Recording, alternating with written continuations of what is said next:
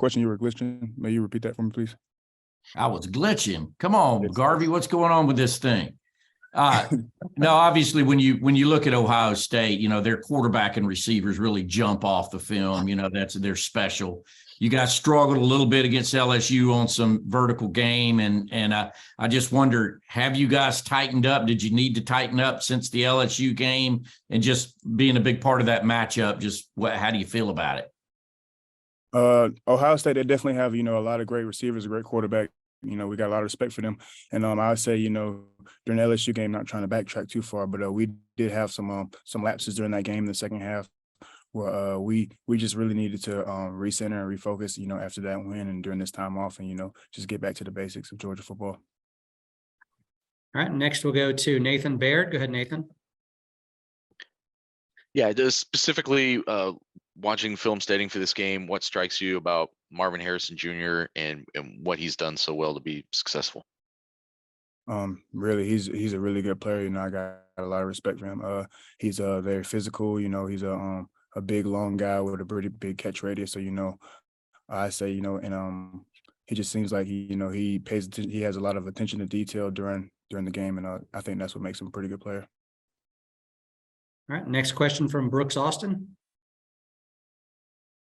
Yeah, Kamari, Coach Smart talks about you guys living to play the next snap if and when you get beat all the time. I guess as a young player, first-year starter, was there any moment in the season where you had a learning curve as opposed to like how to get over things a lot faster, how to really live the next snap as opposed to maybe dwelling on getting beat on the previous?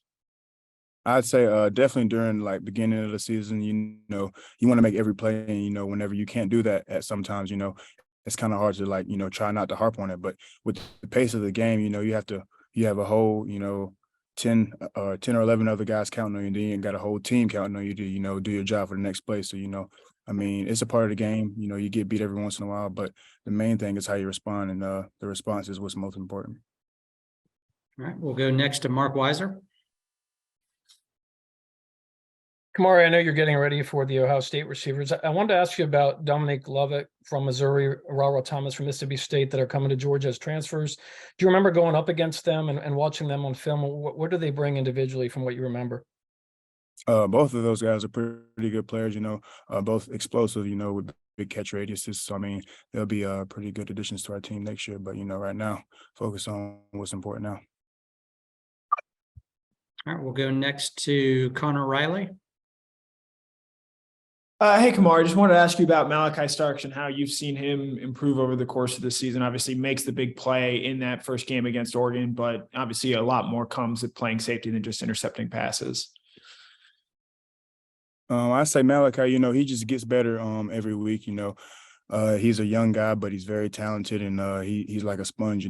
He wants to soak up all the nuggets, everything that he can learn to become a better player. And I say that each week he tries to get better. You can see it on the field, you can see it at practice in the film room as well. All right, we'll take our next question from Dan Hope.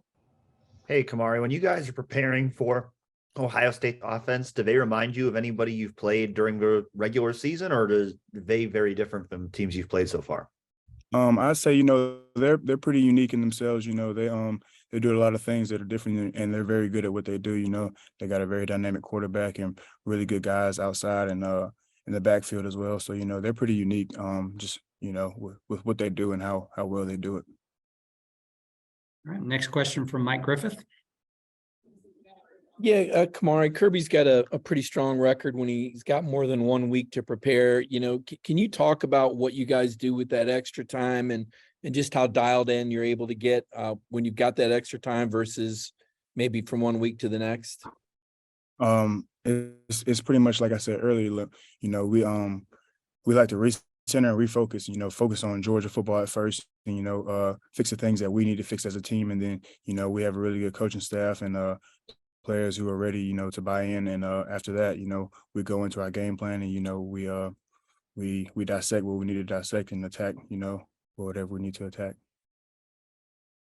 All right, we'll take our final question from Jordan Hill. Go ahead, Jordan.